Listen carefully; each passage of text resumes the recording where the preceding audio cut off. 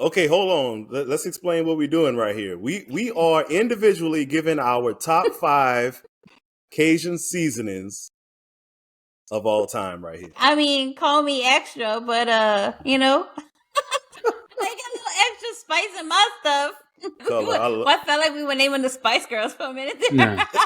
Yeah. He was going in. He was sweet paprika, spicy, smoky. Smoked.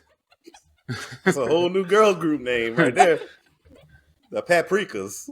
You're talking my language. Saw the glimmer in his eyes. You're talking my language. I mean, think of a cuisine that doesn't have garlic in it. Man, I love garlic. Sad ones. Anytime a dish calls for garlic, I double it. If you're dedicated to being a cook, then you are dedicated to finding the edge of the world. So in order, safety moment. Yeah, I knew this was coming. I knew it was. The two Benihana secrets to their fried rice. Everybody's ready for it. It's more secrets. Wow. Y'all didn't know that. Y'all didn't know that. Man, we always dropping gems in these episodes.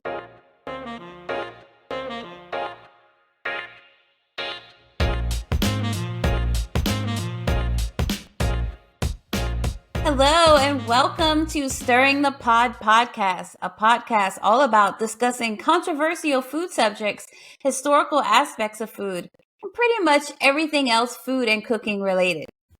Let me start by introducing my co-hosts. First up, we have Mr. Barbecue Brand, our resident pitmaster and a past guest on Food Network's Barbecue USA. Welcome, Barbecue Brand. What's happening? What's cooking, everybody? It's your boy Barbecue Brand. So good to be here again with you guys. Next up, we have Mr. Brandon D., our food science nerd and Southern food expert. Welcome, Brandon D. Hello, everybody. Welcome to the podcast. We're about to get it started. I am KCP, your host and cookie queen. Tonight's topic is all about Cajun spice. From the first shake of that famous blend to the more modern twist of that classic flavor combination. How you guys doing tonight? Doing well. Can't complain. Oh yeah, it's that springtime right now, which means allergies. But the weather is nice, you know. It's that cool is very weather nice at night. You know, kind of warm during the day, but not too warm. This is that sweet spot. Oh, all right. So, guys, this is a very controversial subject here. I mean, we all know the classic Tony Sachery, but that's usually what we call the seasonal as a Tony Sachery, right? Yeah, I mean, you know, Tony is very popular in Louisiana. It's the first. I'm pretty sure it's the first commercially available Cajun spice blend. So, well, do you know, like, let's take it back even further than that to start. Let's talk about the history of like a season all type blend. Because there are a lot that we should definitely give credit to that kind of, I would say it's kind of like a grandfather to Cajun seasoning or like a seasoning blend. I have to say Lawry's is very old. Lawry's is, how do you say it? I'm probably saying it wrong. Lawry's. Lawry's. Lawry seasoned salt. Very, very popular. It's a seasoned salt. It's salt. Like that's you treat Lawry's like salt. You could actually use Lawry's to replace salt in any spice blend recipe, like 1-for-1. So if you take Lawry's and do 1-for-1 seasoned salt versus salt, it's just as salty as that. So it's good. It's got a nice mix of blends of spices in it, but it is very salty, so it is used as salt. It replaces salt. Yeah. So Lawry's, can y'all guess where this was actually where this comes from? Where it was invented? See, I originally thought it came from Georgia. I don't know why. I thought it was from the South too. Yeah. Actually, this was made and used exclusively at Lawry's The Prime Rib in Beverly Hills, California. I would not have guessed that. And the reason why it became so popular is because people were sneaking the spices out of the restaurant and using it at home. So they started marketing it to the public in 1938. So nice. they cashed in on that. But Lowry's is popular. I mean, it's a barbecue guys use Lowry's. I mean, I think there's a bunch of famous restaurants. I know Goldie's in Texas is one that uses Lowry seasoned salt as part of their brisket rub. Oh, interesting. Yeah, it's just one of those convenient, applicable seasonings that you can just use on a lot of different things. It's salty, so you have to be careful with it, but it's good. Right. It is. It's seasoned salt. I can see how people were stealing that out of the restaurants back in the day. They were stealing it like those Taco Bell sauce packets, right? They're free. Hot sauce in my bag, swag. So, what are some other seasoning blends that kind of predate the popularity of Cajun seasoning? I would guess Old Bay. Old Bay is old. Yeah. What year do you think that came into existence? I'd say the 1930s, late 30s, something like that, maybe. Old Bay actually has a very, very interesting story. It was invented in 1940 by a guy named Gustav Brunn. He was a German Jewish refugee that fled to Baltimore. He actually was in one of the concentration camps, but him and his family were able to escape and flee to the United States. Well, that's good. That's a very interesting story. The more you know. Wow. So every time you use Old Bay, there you go. You know a little bit of its history. I do like Old Bay. I know a lot of people in Louisiana like to crap on Old Bay, but it has its places. Yeah, I feel like it has its place too. So what's another one you can think of? Cavenders? Cavenders, all-purpose Greek seasoning. This was actually invented around the year 1948, and you will never guess where this was invented. It's got to be like Chicago or something like that. I was way wrong about Lowry, so I have no clue. I'll give y'all a hint. There is a very popular TV show on Netflix about a lake. The Ozarks? Oh, Ozarks. Okay. Really? It was invented in the Ozarks. Wow. Go figure. Blew my mind. Wouldn't have guessed that. No, I actually love Cavenders, and I like it in a very specific dish that y'all are just gonna tear me up about. So I don't like oatmeal, but I like steel cut oatmeal, and I make my oatmeal savory and not sweet, and I use Cavenders in it. Dang. Okay. It's so good. I love grits, so to me it's kind of like a little more of a chewy texture, like grits, but I don't know. I like Cavenders and it has all that lemon in it. Oh, I love it. It's so good. Okay. It's I'm bizarre. not an oatmeal eater. I'm not to have some of that Cavenders in it, I guess. I don't know. Yeah. But it's the steel cut. It's the steel cut oatmeal that makes all the difference, because I don't like that slimy, gloopy stuff. Steel cut oatmeal is I hate better. to say it, when I grew up, my dad would make us oatmeal, and it was terrible. It was like prison food. Like, you could lay bricks with this stuff. Gruel. Was bad. That's what they're... My brother would shoot it at the ceiling, and it would stay up there. And we had popcorn ceilings, and it just blended right in. That's nasty. Well, oatmeal as gruel and porridge are all as oatmeal and things like that. It's like grains cooked in basically water or milk. To kind of, and it's not. It definitely ain't rich people food. Nobody rich back in the day was eating this stuff. Yeah. So to get back on track, sorry for getting us off track a little bit there, but can y'all tell me what y'all think is the oldest Cajun seasoning? It's got to be Tony's. Nope. Tony's Hatcheries was invented in 1972 in Opelousas, Louisiana. And it was not the oldest. It was the oldest. Zatarain's. Really? Zatarain's was invented, the company came into existence in 1889. They first started off as a grocery store.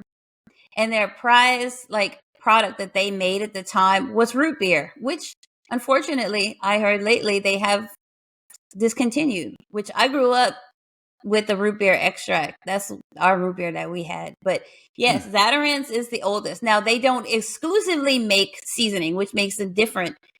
The seasoning came later on, like more in like the 1920s when the sons and the other family started kind of taking over. But yeah, Zatarain's 1889. Wow. Yep. Targo came around in 1987. And as we know, Targo, maybe some of our viewers don't know, Targo is very interesting because they make pretty much everybody's seasoning. That's true. They do mix a lot of seasonings for people. Yeah. There's also another one worth mentioning is TexJoy, which is from true. Texas. I just looked it up. TexJoy was founded in 1921 by and it was a partnership between, you'll recognize some of these names, Charles J. Fertitta and R.C. Maceo. So that's some big Texas names right there. The Fertitta family and the Maceo family. The Maceo is runs one of my favorite restaurants in Galveston, Maceo's Spice and Import Company, which is just a fantastic place. They have the best muffaladas in Texas, hands down. Possibly in the South.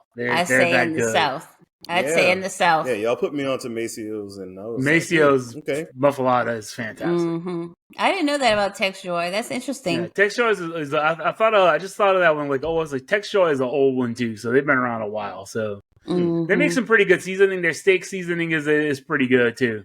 Oh, they make some barbecue seasonings. I mean, I've used them in the past, so hey, I haven't had any complaints with them. Yeah. Okay. So Targo, let me tell you something. I learned a lot researching for this episode, like a lot of stuff about some of these seasonings and their history. So do y'all know what Targo actually stands for?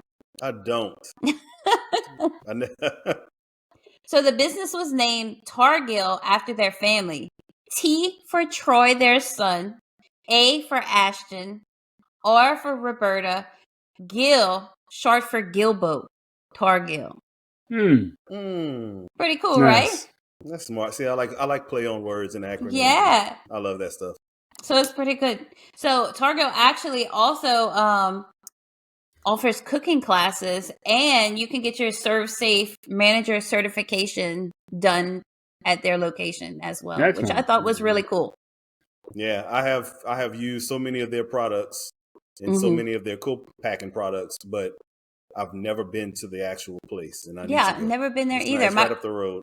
Yeah, my brother actually has a seasoning, and Targo is where he gets it made. So, but he doesn't sell it. He just kind of is a family thing. So, yeah. So, guys, what exactly is Cajun/Creole seasoning? So we have to say Cajun/Creole because Tony Chachere's actually markets its seasoning as a Creole seasoning. To be honest, there's not much difference in Cajun or Creole seasoning in my experience. Seasoning varies more from person to person than you'll find from cuisine to cuisine. It's really the cook's preference.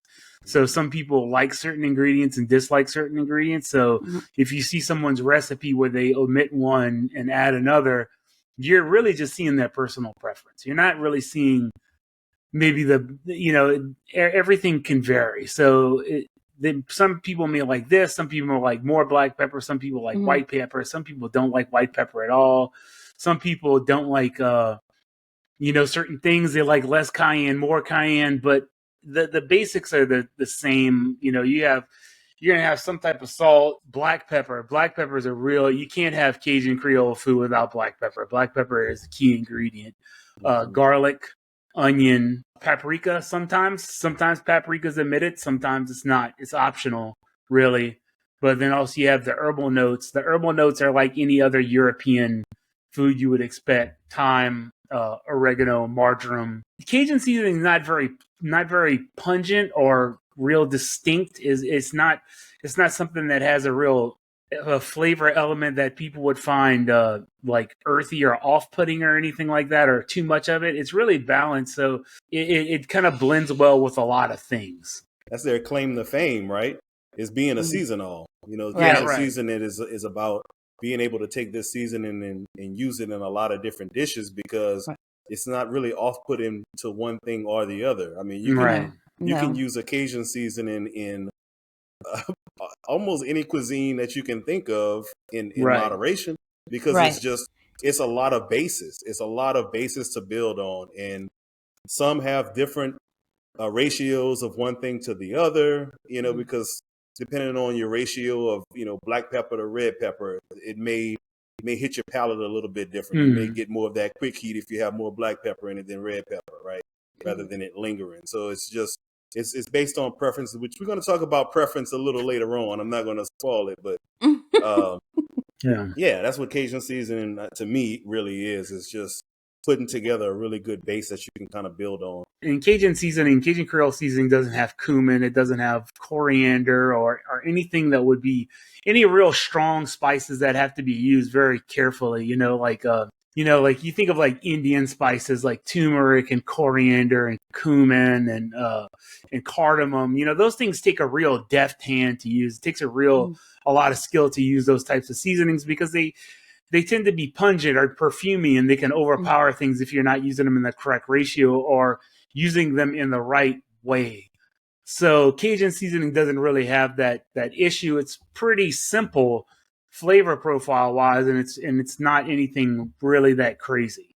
It's highly seasoned, slightly spicy, and the herbs in it are herbs you would expect to find in many other cuisines: Mediterranean food, Mexican food, Middle Eastern food. They all share like these common herbs like oregano and marjoram and basil. Basil fits with Cajun food too. It's not necessarily an ingredient you have to use, but basil would totally fit with that. It wouldn't offend or anything like that. So let me ask you guys a question. So do y'all think that having a Cajun season all kind of seasoning helps us or doesn't help us? We lose the understanding of herbs and spices on their own. Like being it's all together, does it make us not appreciate these separate ingredients on their own? I don't think so. I'll jump in right there. I don't think so, just because of the fact of a lot of the ingredients that are in Cajun seasonings are things that we're using on a daily basis anyway. So most people know what garlic adds to a dish. Most people know what black pepper adds. Salt, right? It's a lot of basic ingredients in Cajun seasoning that people really know. Like when you start getting into some of the other Cajun seasonings that like to experiment a little bit more with some of the other spices, then you may be getting into something that you're not sure exactly what it is. But for the most part, it's just like I said earlier, it's a base. So they're using these basic type ingredients in this seasonal, and it's really more of a convenience factor. I don't think you really lose anything or lose any appreciation for what's in it. To me, anyway. Okay. Right. I think it might make people slightly less adventurous in their cooking options when they're choosing their seasoning. So don't let the a premixed seasoning limit what you can add to things. There are things that blend. If you like an herbier note to your food, you want to add a little bit more herb. Say like thyme or parsley or marjoram or oregano. Marjoram and oregano are kind of interchangeable. Most people can't tell the difference between marjoram and oregano. I have problems telling the difference between them. Marjoram might be a little bit lighter in flavor than oregano, not as, I guess you could say, earthy or perfumey. Marjoram might have a little bit more delicate of a flavor, but it's the same. It's in the same species and it has the same basic flavor. But don't be afraid to kind of step outside of the box, because Cajun seasoning blends so well with other things. Adding more of something. If you like more garlic punch, add more garlic powder. If you like more onion punch, add more onion powder. Cajun seasoning Creole seasoning really blends well with a lot of different things. So you don't have to limit yourself just to what's in the box or in the jar to season your food. You can step out of it. You like a little more heat, add a little more cayenne. Yeah. Right. Yeah. And it's always good to try all these hundreds of seasonings that are on the market. It's always good to try different things, because not everyone is the same. They're all a little bit different. Some have less salt, some have more spice, some have a little more herby notes. So it's good to try a lot of things just try them out, and you never know. I mean, we have our favorites. Right, we do. So, I mean, just to reiterate, the basics of Cajun seasoning is salt, black pepper, red cayenne pepper, garlic and onion powder, and maybe paprika if you like paprika. Paprika is mostly for color; it doesn't give a lot of flavoring unless you're using like a smoked paprika, but it does give a nice color to your food. So that's the basic. And then you got the herbal notes that you can add: the thyme, the marjoram, or oregano, and then parsley. Parsley is real popular in Louisiana. Parsley is a good flavor to add to Cajun seasoning. Yeah, definitely. What are some deviations from regular Cajun seasoning? Like, have you ever come across any of these seasonings that maybe deviate from like the regular, like throw something crazy in there that maybe worked or maybe didn't work? Sometimes this is not too crazy, but sometimes you'll see seasoning companies add a little bit of sugar to their seasoning. So sugar is kind of like your balance, right? So if you're doing like your calculations for your seasoning and you want so much salt, so I have so much salt and your salt percentage is a little high, you can cut your salt percentage by adding a little bit of sugar to offset that saltiness. So if you don't want to add anything else, you don't want to add more garlic, you don't want to add any more of that, you just kind of want to like round out the flavor and balance it. Sometimes adding a little bit of sugar helps with that too. That's a good point. I didn't think about that. It's kind of low hanging fruit, but you don't think about it. Sugar isn't something that you would think would be in an Cajun seasoning, but not much, but it can bring things back in balance. It can take away some of the saltiness. So, and it also gives this more savoriness because this salt and sugar has kind of like that MSG effect on it.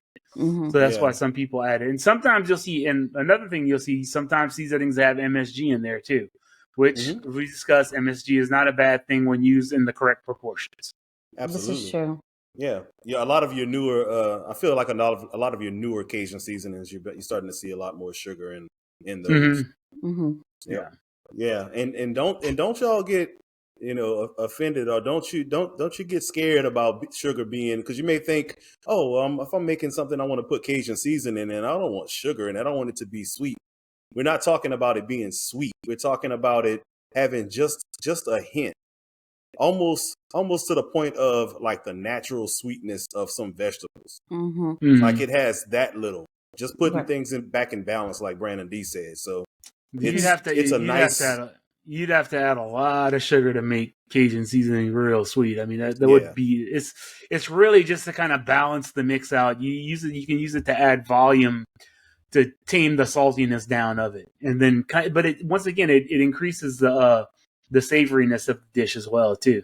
Okay, let's break this down. Main components of Cajun seasoning. First, you got salt, right? Absolutely. Yep. You got pepper, which is going to be black pepper. You can have white pepper too. White pepper. But some people don't like white pepper because white pepper, once again, white pepper is one of those ingredients you have to be extraordinarily careful with white pepper because if you put too much, it will turn your food bitter.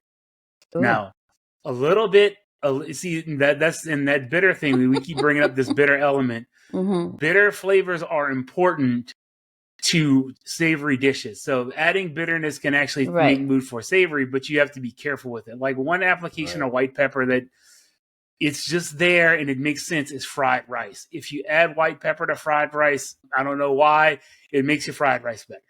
It just does. So Benihana secret is white pepper, if you didn't know. Dang. Wow. Okay. Yeah, so white pepper, a little bit. So I wouldn't, making a seasoning with white pepper, I would never mix white pepper in a seasoning mix. I would just add a little bit of it. Man, we always dropping gems in these episodes. Yeah, white pepper. If you watch all the way through, you can catch those nuggets. The two Benihana secrets to their fried rice. Everybody's ready for it. Is white pepper and demi-glace.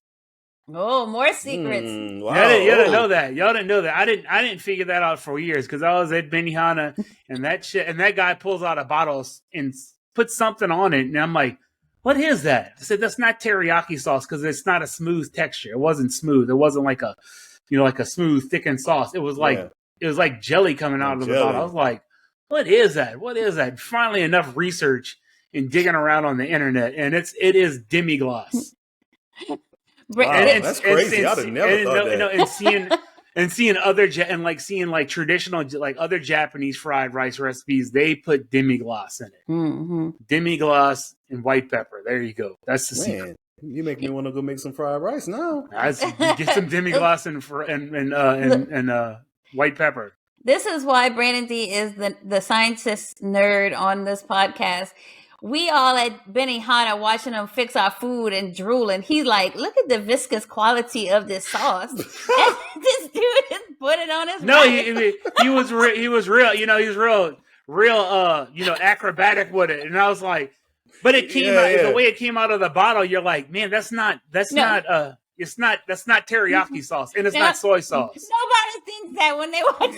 Yeah, people are looking like, man, what is he pulling out of that? We like, hey, throw a shrimp in my mouth.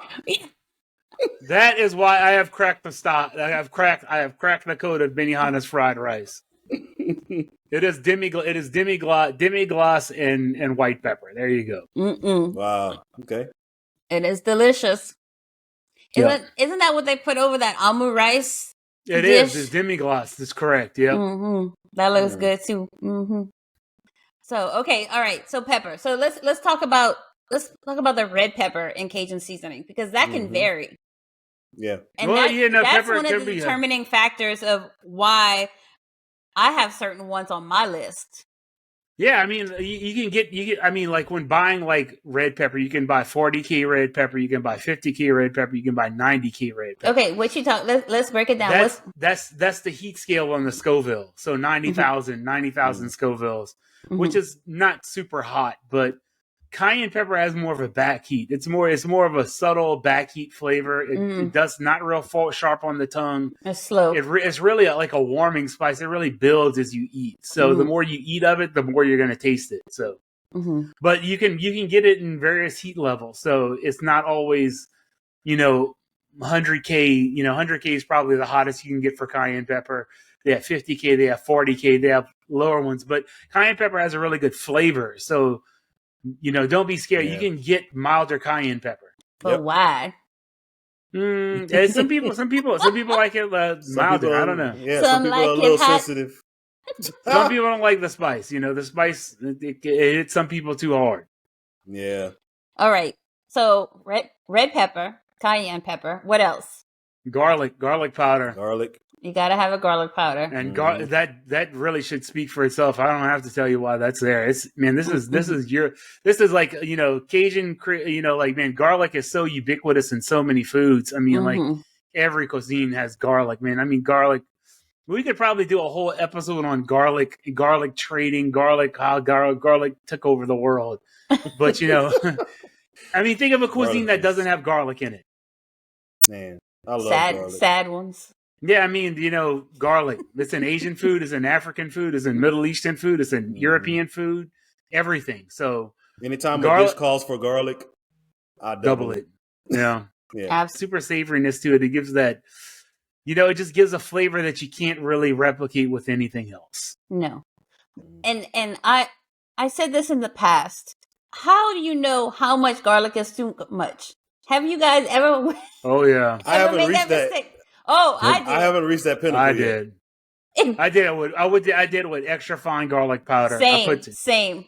And that stuff you got to be careful with. And dude, it was so garlicky. It was spicy. It was hot. It was hot. Oh wow! It was hot. I was like, oh, that's bad. And I ate. You found the end of the world. For some reason, I ate it. I ate a full serving of it, and I was tasting garlic. I was burping garlic, and I just had to. I had to go to the store and get some ice cream to kind of just get the taste out of my mouth. That's the only thing that worked. Yeah. It was bad. You can't overuse garlic. Yeah. But fresh garlic is really hard to. What do they have the thing called 40 clove garlic chicken? It takes a lot of garlic, and cooking garlic really mellows it out. Yeah. So it's hard to overuse fresh garlic. I mean, you have pushing the limit would be something like traditional aioli, where it's just garlic and oil, and you just mash it. We know somebody that like aioli on this podcast. Yeah. You're talking my language. I saw the glimmer in his eyes. You're talking my language. So garlic is garlic can be overused. It's if you use the powder, you can. The granulated garlic is pretty hard to overuse. The powder, the extra fine powdered garlic you can really overuse that. Yeah, so. I can see that because the finer you make some of these seasonings, the more potent it is. Exactly. One thing about garlic we have to bring up. People, I ask you not to use the jarred garlic. That stuff is not good, people. Garlic. Garlic's terrible. Terrible. Terrible. It's every time I see it, I think of Anthony Bourdain, R.I.P. He hated that stuff. Every time I used to love his show. Every time he saw the garlic, he would be like, ugh. It tastes like heartburn. That's what it tastes like. It's like bad decisions. Man, look, you know what you do? You just make your own. And when you have some free time, just jar your own, and you got your own garlic. Man, we confit garlic a lot of times, and if you don't know what that is, if you never had that, man, you need to do that. Just get you some olive oil and throw you some garlic in there and kind of roast that for a little while. And take that out, put that in the jar. Yeah. Look, in order to make shelf-stable garlic, since any vegetable in the allium family, like garlic, shallots, onions, leeks, are prone to grow botulism. So safety moment. Yeah, I knew this was coming. I knew it was. in order to preserve garlic in a jar, to make it not grow bacteria, you have to acidify it. So you have to add citric acid to garlic to bring the pH up so it can't grow bacteria. And that pretty much wrecks the flavor. That's why it tastes bad. Because it's got this acid in it that gives it a weird flavor. It takes away from the garlic flavor. So just use fresh garlic. Garlic powder is far superior to any jarred garlic you can ever have, but like just use fresh garlic. You can buy peeled garlic cloves. I hate peeling garlic, people. I'm not gonna lie. I buy the peeled garlic. When I know I'm using a recipe that has a lot of garlic, I'm like, I reach for that peeled garlic in the store. I'm like, yep, I'm not peeling garlic because I don't have the time. Costco has that. Yep. That big bag, that, I don't know, 7-8 pound bag or something. I don't know what the hell it is, but it's big. A lot of peeled garlic in there. And what we did was we got that big bag of garlic and we separated it and then vacuum sealed portions of it and threw that in the freezer. Yep. And you just pull them out whenever you want it. That's a great idea. Hell yeah. You got peeled garlic whenever you need it. You don't have to mess with garlic or have to peel it whenever you I don't like peeling garlic either. I hate it. I don't like it. I hate peeling garlic. I love fresh garlic, but I hate peeling it. Yeah. Yep. Yeah, definitely not a good thing. So, okay. So garlic. So what's next? Onion powder. Dehydrated onion. Onion powder. Once again, explains for itself. Onion, like, look, the royal family of vegetables is the allium family. Garlic, onion, shallots, leeks. That is the king.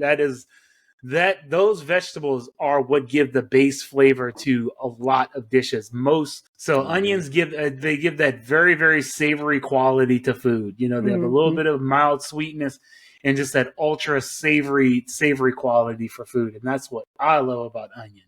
No matter how much you cook an onion, you can never turn an onion into dessert ever. You could take an onion and the sweeter. Think about it, like cooking down an onion. You caramelize onions. The sweeter it gets, the more savory it gets. The savoriness goes up, so it's sweet, but it never loses its savory character ever.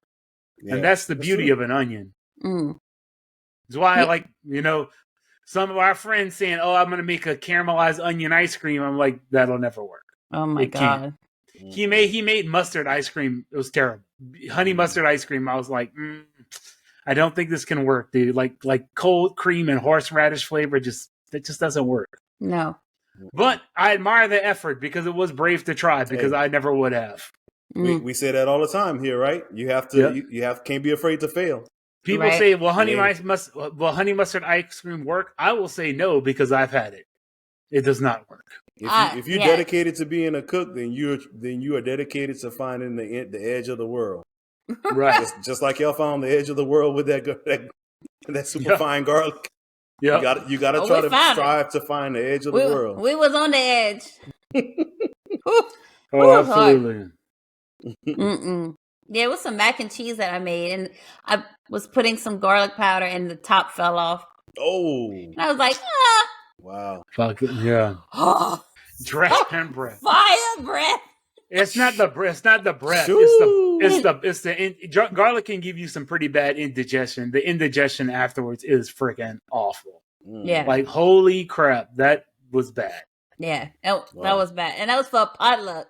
Man, I was so upset. Yeah, people gave a lot of people some heartburn. I still brought it. I was like, oh well. I definitely like a little garlic in my mac and cheese, though. Shout out Home Grill Advantage. Right? Go to homegrilladvantage.com. Return of the mac and cheese is on my menu. It's good too, y'all. It's real good. It is. Now I think you can kind of balance garlic with parsley. Parsley can kind of neutralize garlic a little bit, but not that much. Not that much. But that mac and cheese was almost green. I had so much parsley in that thing, and it's still fire breath. Parsley and sugar. That's the only hope that you'll have. Wow. Yeah, it was bad. It was bad. Hey, that's just what you do. You make mistakes when you cook.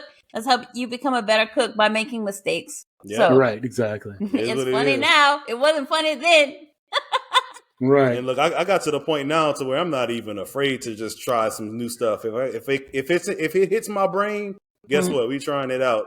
If I got people over, if I have company over, hey y'all, we doing something new today. If it don't work out, there's always Pizza Hut well, not Pizza Hut. They kind of they fell off, but Domino's or something. I don't know. They say Domino's in the clutch. Not time out. They say nobody out pizzas the Hut. I'm like, a lot of people have, because y'all asses went bankrupt. So clearly that's not the case. Y'all pizzas y'all a long time ago. Y'all been out pizza many times, multiple times. When Pizza Hut still looked like a hut and it had a buffet, that's when Pizza Hut was out pizza and whatever. Yeah, they need to change their slogan. Pizza Hut. I mean, we still here. The phone number still works. Somebody must like us. No, they don't. They do not like y'all. They are desperate. We are desperate. If I'm calling your number, the grease of the crust. You are the 2:00 a.m. girl. It's like Pizza Hut. Domino's is busy. Call us. Yeah. We don't have lines at Pizza Hut. Yeah. We don't have coupons either. I guess it's safe to say we won't get sponsored by Pizza Hut. But, probably not. They don't have money anyway. I don't want that. Sponsored with what? The profits? Dang. There are none. Wow. I mean, I'm calling them out. That short right there.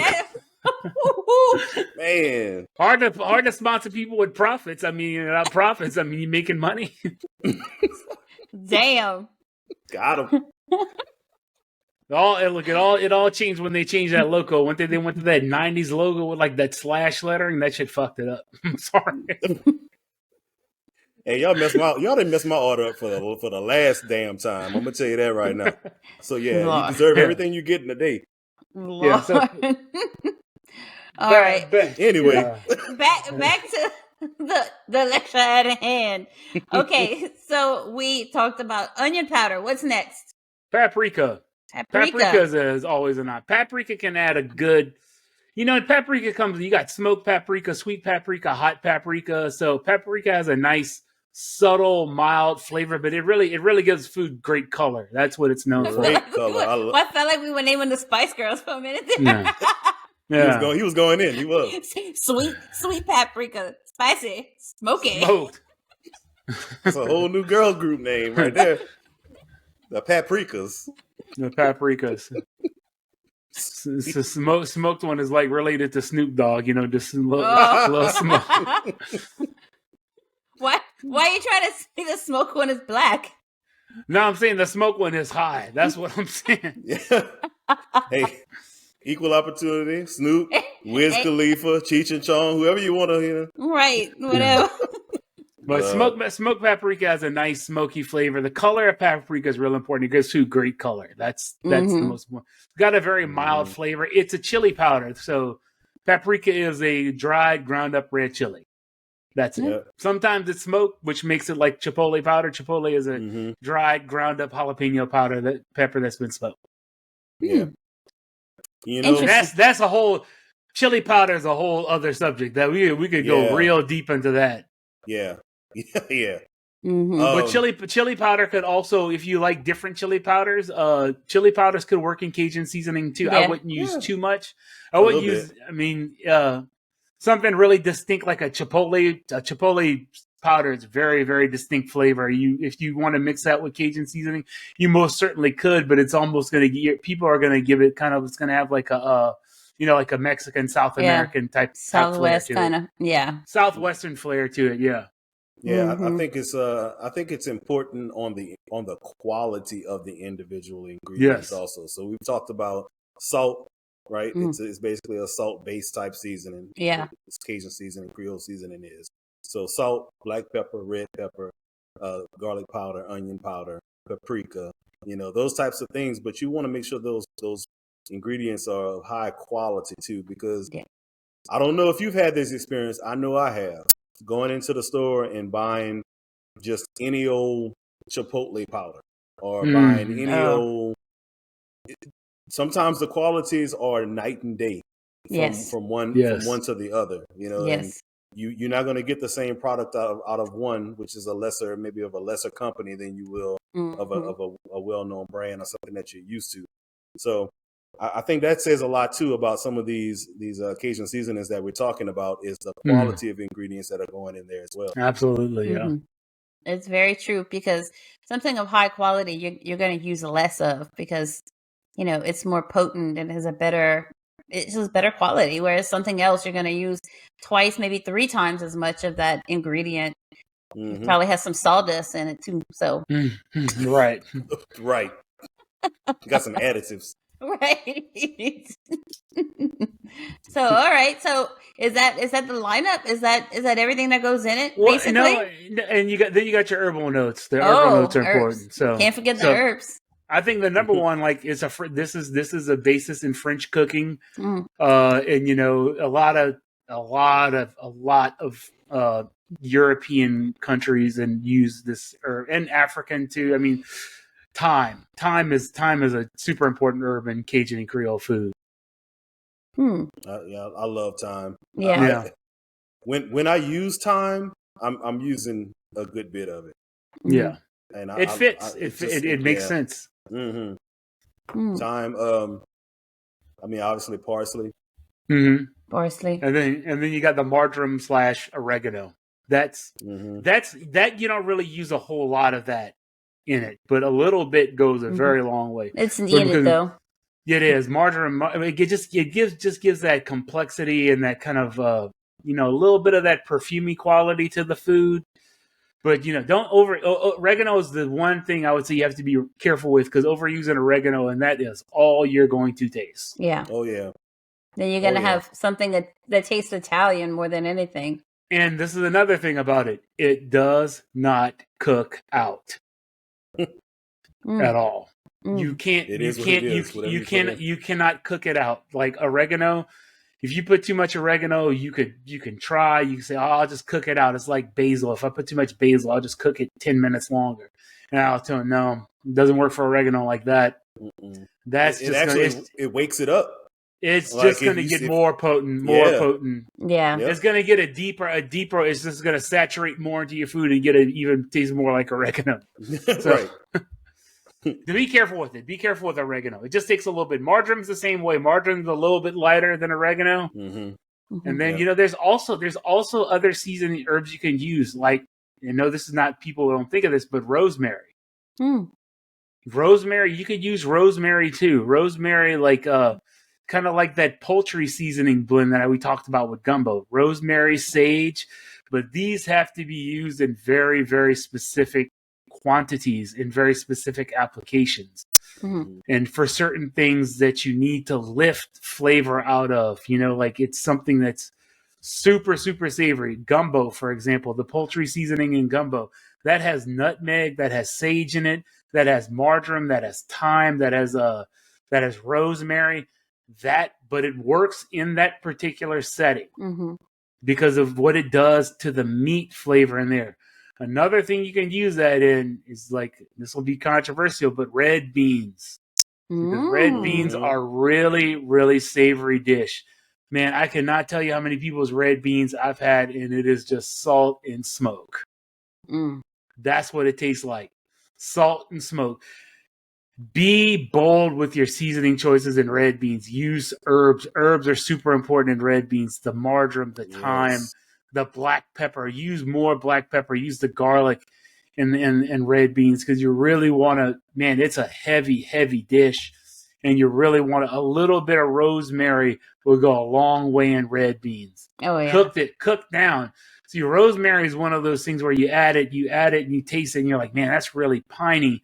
But you really have to cook rosemary down. If you add rosemary to red beans, it works. But it's just a little bit at the beginning and let that stuff cook into it. Because you need something to elevate those red beans. Otherwise, it's just too smoky. It's just salt and smoke. Yeah. And it's such a heavy, rich dish. I'm making a pot of red beans on Friday. So. Right. Nice. Sure enough. And spice. Spice is real important in red beans, too, because that heavy, starchy stuff, man. I always like my red beans with a good bit of spice. Yeah. But herbs go a long way in with red beans. A really long way. Yep. I agree. So, all right. So we made our virtual Cajun seasoning.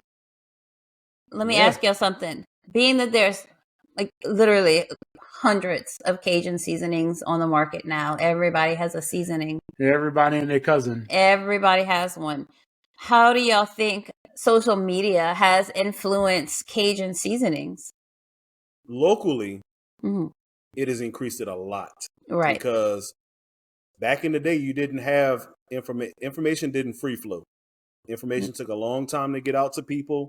The further away you were, the longer it took for you to get that information. Right. So now you can literally touch the entire world with just, a tweet or a post. So you can get your information out there. 10, 12, 15 years ago, I wasn't looking at YouTube and seeing people talk about some of the things that we have down here. Things were very, very exclusive to us down here in Louisiana because unless you actually came here, you just didn't understand the culture, which a lot of people still don't understand the culture. You still got to come here to really get it. Right. Pretty much. But people didn't know about know about boudin. People didn't know about crawfish etouffee. People didn't know about gumbo on that level. And now a lot of people still don't know how to make it either. Oh yeah, well, go back to our episodes. We talk about that.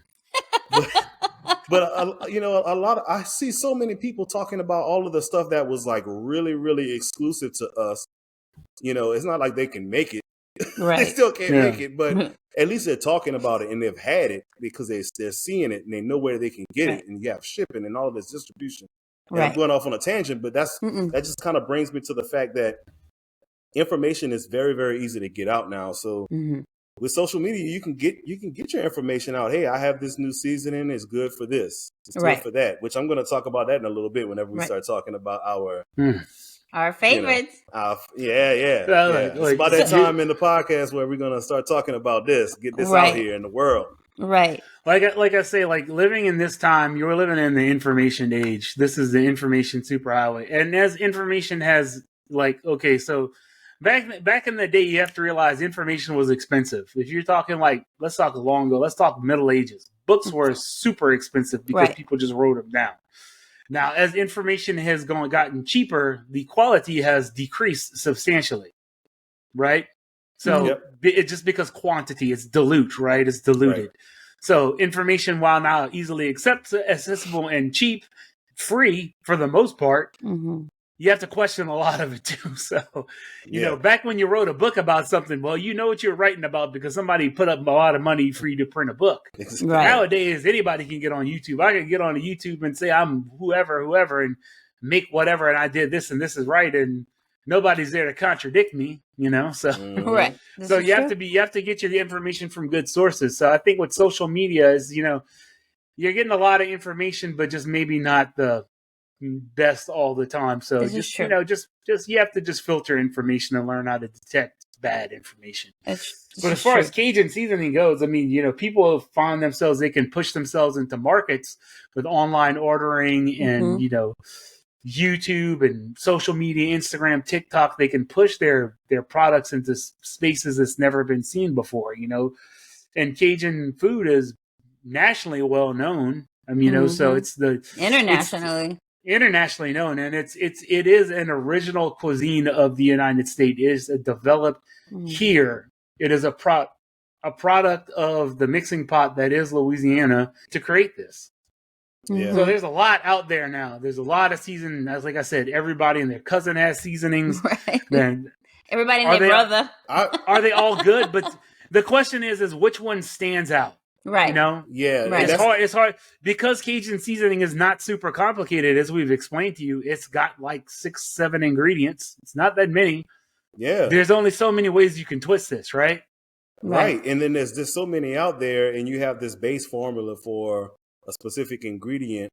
And it's amazing to me on how long some of these seasonings has really lasted because of just pure market share. How are you capturing? And that's when you enter a market. That's exactly when you enter an industry. That's exactly what you want to know is, do I have a real shot at competing for market share, a fair amount of market share that is sustainable and that makes sense. And from the outside looking in, Cajun seasoning is not something that seems like it's saturated, very sustainable for market share. Super saturated. Super saturated market. But you have to seriously stand out. You have to have a gimmick. Yes. Or you have to have bigger contracts with, companies that are using your seasoning. And exactly. You're basically you have to have the platform where you're using your seasoning to win competitions. Mm-hmm. This is true. So, I mean, like, I can tell you with Cajun seasoning, like that, the ratios of salt to black pepper to onion powder to garlic powder are pretty much set. There's not a lot of variation you can do in that. Mm-mm. You can, if you want to make it cheap, you can use more salt. Yeah. But the salt, black pepper, garlic pepper, onion powder ratios are pretty much set. I can guarantee you it's like salt is like a one. Salt, if you're doing parts, 1 part salt, half part black pepper, half part onion powder, half part garlic. And then probably like a 1/4 part red pepper. And that will get you pretty much there. Yeah. I can guarantee you most places aren't deviating very that far. Some places might use more garlic. Some places might use more onion. Some places might use a little bit more salt. But it's not that far off because there's only so much you can do with it. I mean, these are very simple flavors, and these need to be in a certain balance to actually be the correct flavor profile. Right. Yeah, and I've actually heard on a few different interviews, a lot of these owners will talk about scaling up. So I think with sauce it's a little bit different than it is for seasoning. Mm-hmm. But the further up you scale, it's not always to say that you can just double a recipe and it's going to taste the exact same, or quadruple a recipe, or 100 times a recipe and it's going to be the exact same. So that's why a lot of times with these seasoning companies, they will hone in their recipe and then they will send that recipe off to the co-packer so that they can put together some samples for them. They send them some samples back. Mm-hmm. Taste it to make sure that it's the ratio that you want. It tastes the way that you want it to taste. Mm-hmm. Or if it doesn't, then you can send it back to have them remix and kind of tweak a few things to get it to the right ratio. But the more you scale up is not just to say that you can just, multiply your each part and it's going to taste the exact same. It doesn't always work like that. No. I know this is a little off subject, but this is my example of that exact analogy. So everyone has had a shot in their life, right? An alcoholic shot, right? So in college, my favorite shot was a buttery nipple. Okay. Delicious shot, right? Totally girly shot, right? Well, a friend and I had the idea of we're going to make us a drink, like a giant buttery nipple shot. Wow. It did not work out the same. It was not. This is how I related what you just said, barbecue brand. That's hilarious that your mind immediately went back there. Straight back. It's just like anything. It should work, right? It should be the same. Life is about association, as you know. But you know, it's like anything else. Like how you season something that's a one bite, like say, like small appetizer, is going to be totally different how you season like an entire dish. True. You know, because you might want something to hit really quick and hard, and then like be a real pop of flavor. But that could get overwhelming in a whole entire dish. That could be too much. Yeah. That's true. That's true. Yeah, very true. All right. That's why, I think it's time. It's time, Lord. All right, who want to go first? I will let you go first. Who's you? DCP. Oh. Yep. Ladies first. Ladies first. All right. Where you at? All right. I'm gonna go backwards in my countdown. Okay.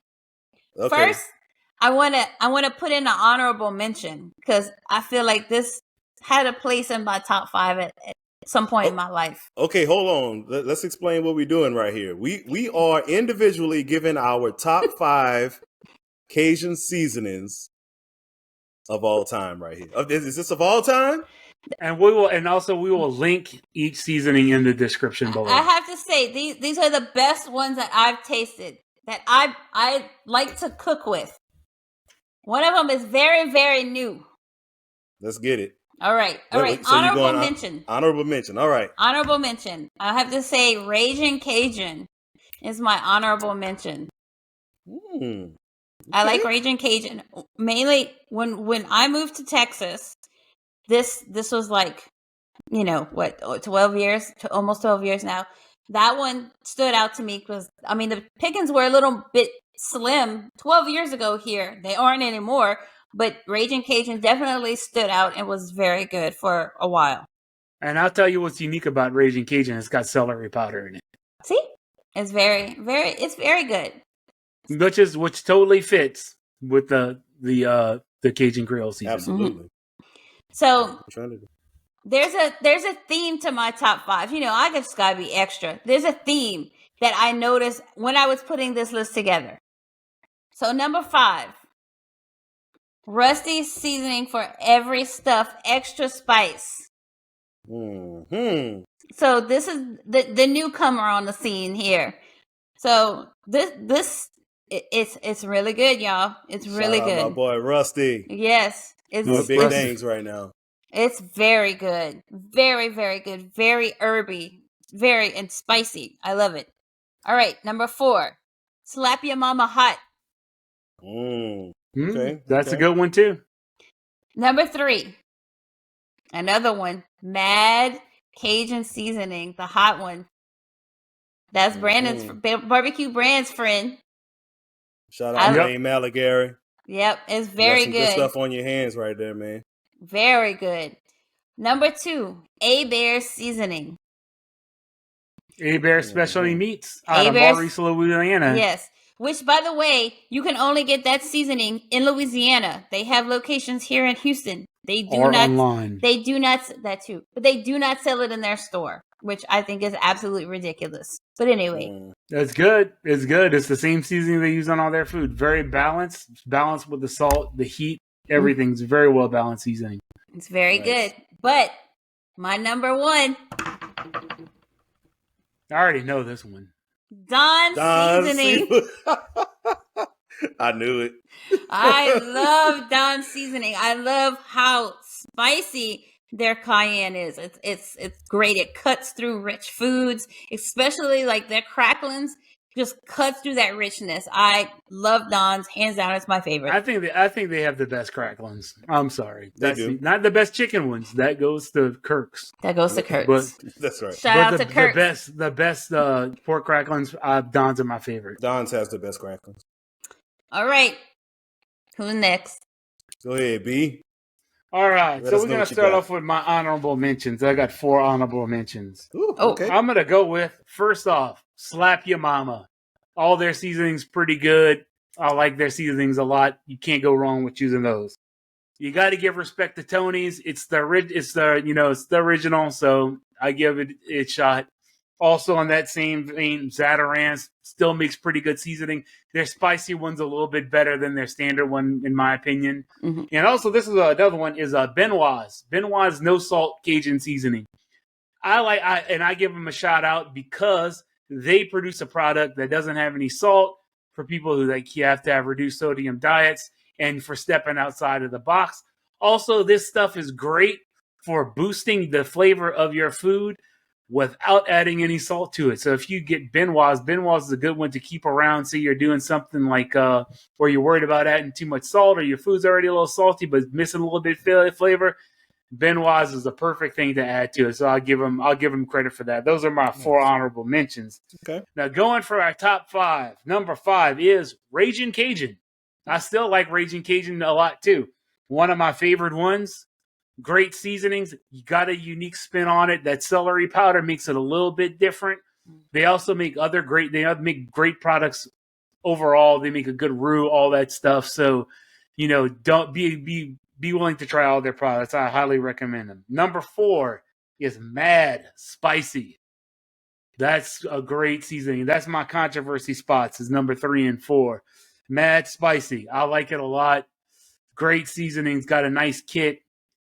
Can't go wrong with it. Number 3 is Rusty's Spicy, a newcomer to the scene. This guy, Rusty, has a unique take on it. It's out of the box, in my opinion. It's not like everybody else's. It's got some herb punch to it. Mm-hmm. It's got a good spicy kick. It's got a good balance of salt and garlic. It's a really good seasoning. It's one of my top. It's top 3. I would use this any day of the week. Great seasoning. It's so good on chicken. Oh man, it's so good on chicken. Okay. Yeah, I'll tell you. Well, I'll tell you the secret of the chicken. Look, this is a little chicken thing we tried out. We tried mixing. We did a Cajun seasoning. This is another thing about Cajun seasoning. You can mix Cajun seasoning with other seasonings. Cajun seasoning and Italian dressing mix seasoned on chicken. Turned out fantastic. Bomb. So my number 2 is Don's Specialty Meat Seasoning. Great seasoning. One of my favorites. I use it all the time, every day. It's great seasoning. Don's one of my favorite places in Louisiana. Got great cracklings. Great people own that place. It's just a great place to get some food, get some sausage, get some boudin, get some cracklings. Hey, great spot. And then my number 1 is going to be Hebert's. Hebert's Specialty Meats. It's my favorite. All right. Nice. Nice. I think it's the most balanced of it's super simple, guys. There's not a lot to it, but it is super well balanced. It's not too hot, it's not too salty, it's not too spicy. It gives you food a nice pop. It's just a good all around seasoning. You can mix it with anything. Like I say, if you don't have you're trying to do something like with a Mexican twist, man, if you just add some cumin and some Cajun seasoning, that will get you most of the way there. Mm-hmm. And a little bit of chili powder, a little bit of chipotle, a little bit of cumin, some Cajun seasoning. Hey, it works. Cajun seasoning and Mexican seasoning. Hey, we got it's that salt, black pepper, garlic powder, onion powder, heat base that it's got. So. All right. Come on, Very barbecue nice. brand. Very nice. Hit us with it. I just want to preface this by saying anybody who does not get their name called today, sorry. Okay, this is our list. Yeah, we can't try them all. I mean, if y'all want to send us some free stuff to try, by all means, send us, sway us. I've tried a lot. So this list is coming from a little bit of experience and straight up preference and opinion. So it's all opinionated. That's all this stuff is. Very subjective. So I have a little bit of show and tell. So I got my canisters up here. Mm-hmm. Yeah. So I'm going to go with my honorable mention right here. This stuff is really good. I haven't had a chance to meet. And this is, I might be a little biased here because I know half my list. Over half. I have not gotten a chance to meet this guy yet, but I really like his seasoning. It's really good. It's really balanced. And it's low sodium. A lot of these are actually low sodium, and I like that. I like to be able to control the salt level in the foods that I cook. I just do. I don't want anything super salty when I'm using an allspice or all seasoning, all-purpose kind of seasoning. So, Cajun Nation right here. Oh, I know this is probably going to be turned around in the camera, but Cajun Nation, very good. This is my honorable mention. We haven't tried that one yet. We have it. We have it. Very good. I really like it. Your mom's neighbor is involved in that. So yeah, that's correct. We can formulate a meet and greet. Yeah, definitely. Actually, I said I have met this guy one time. He was at the supply store.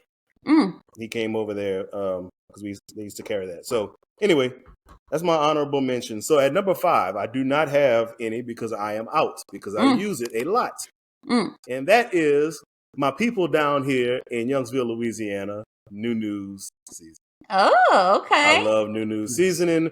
NuNu's is one of the very few places that I will go and get pre-seasoned meat. I don't like anything pre-seasoned, but their pre-seasoned stuff is really good, and they use their own seasoning on all of this stuff, and it's delicious.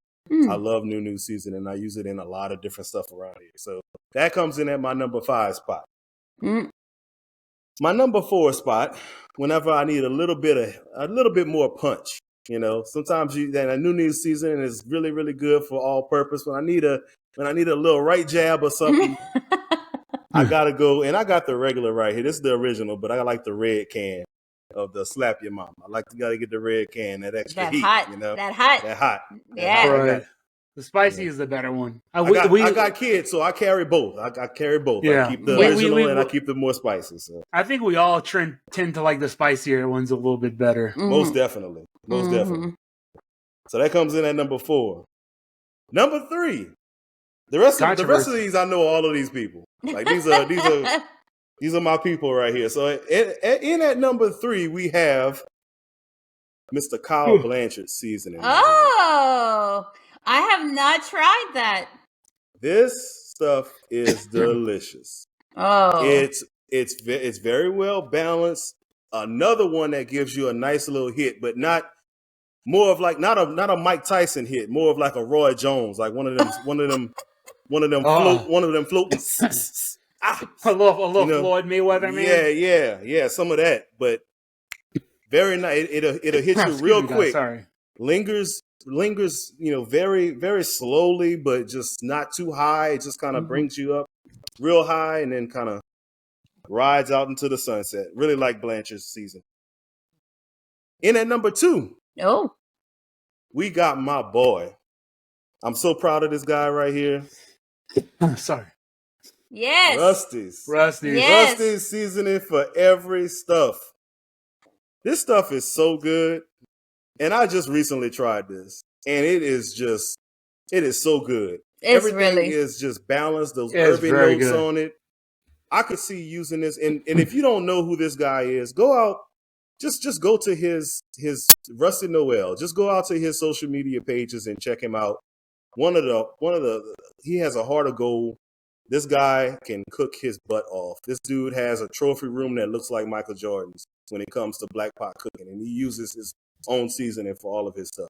Very good. It's not like it's its own spin on it, and it's unique. Yeah. Like when I first tasted it, I was like, wow, this tastes like Cajun seasoning, but it doesn't taste like everybody else's Cajun seasoning. It's very good.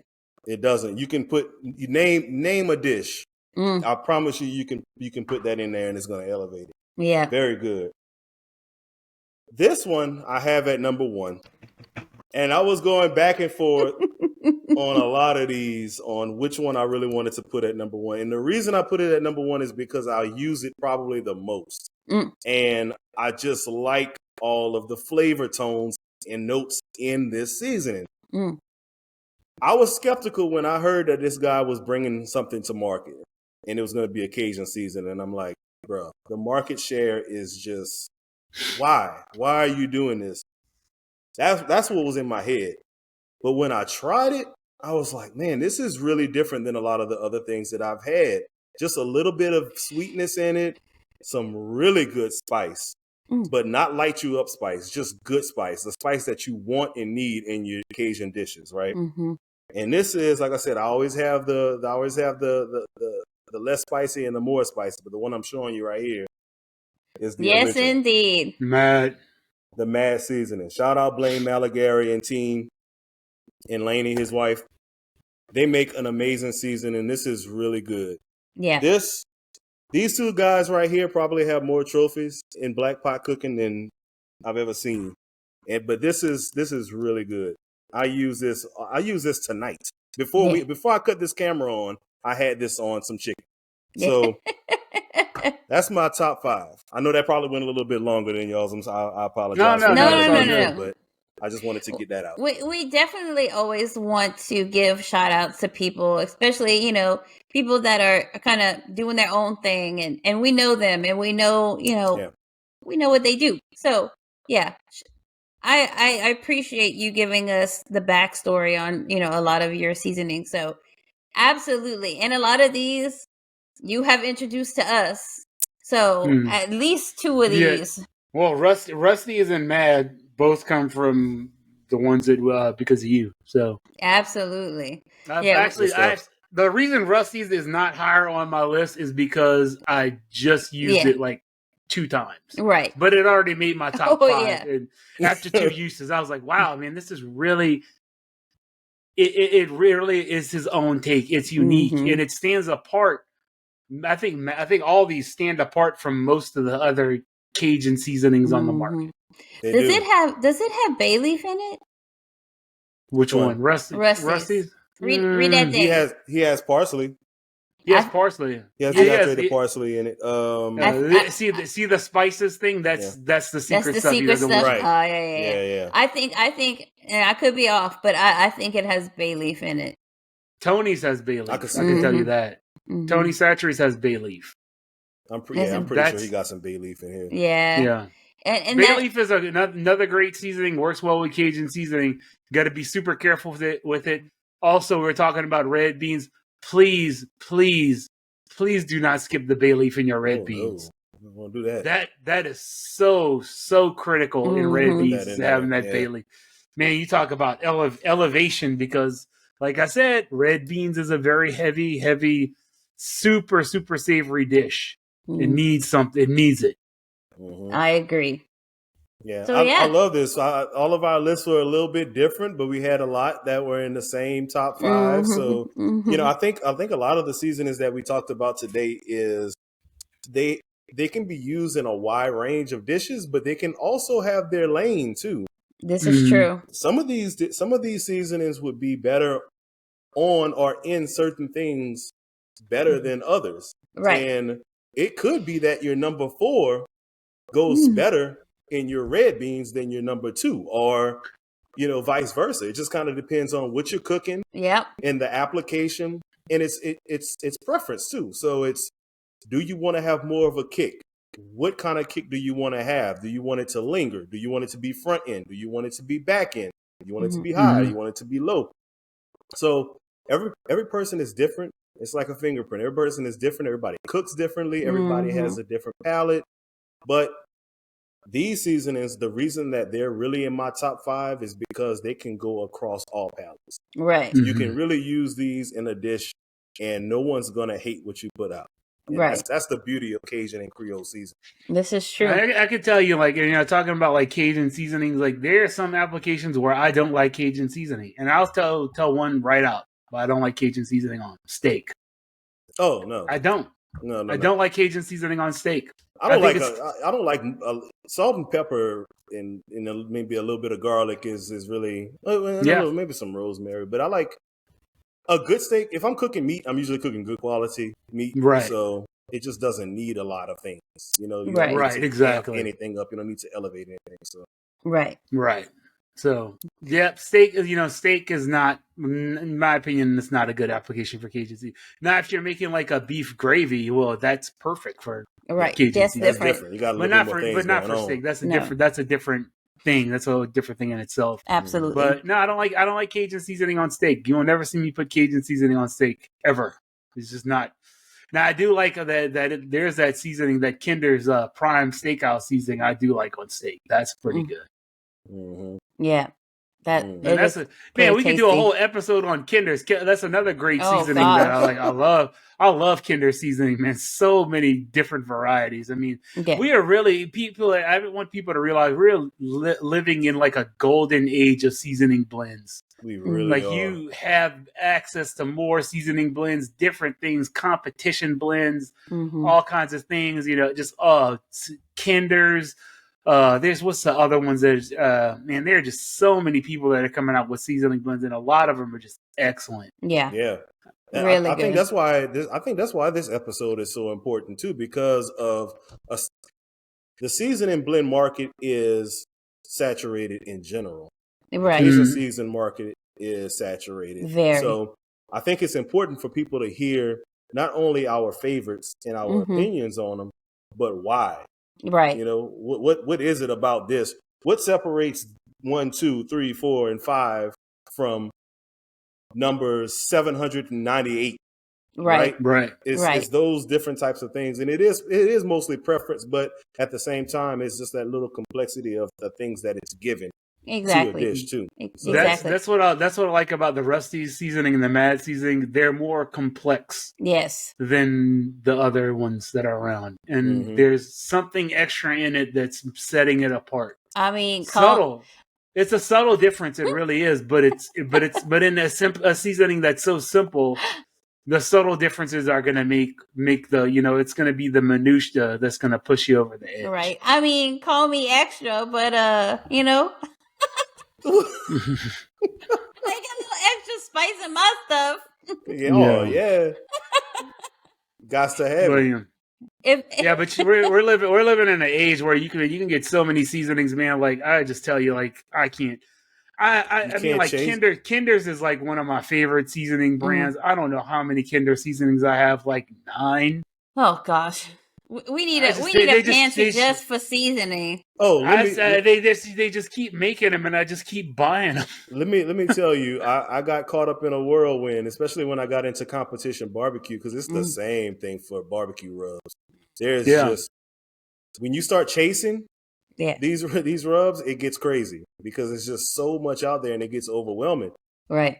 Right now, I have a barbecue trailer outside that's full of seasoning. I have a coat pantry that I have seasoning in a bin on the floor.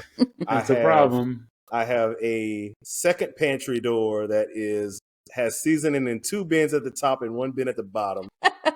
I have all of my sauces in the second pantry door. Then when we move over by the pots where the regular seasoning is for the kitchen, the door to the left-hand side of the stove, when you open that, that's crazy too. So yeah, it's getting a little wild. I'm gonna have to, downsize because I can't do this. Dude.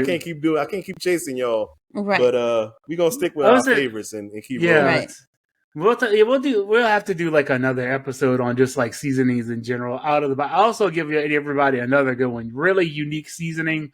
I learned about this on a YouTube channel I follow, and it's Everglades seasoning. Mm-hmm. And I don't know if you ever had that, B. I haven't. I've heard of it. I haven't had it.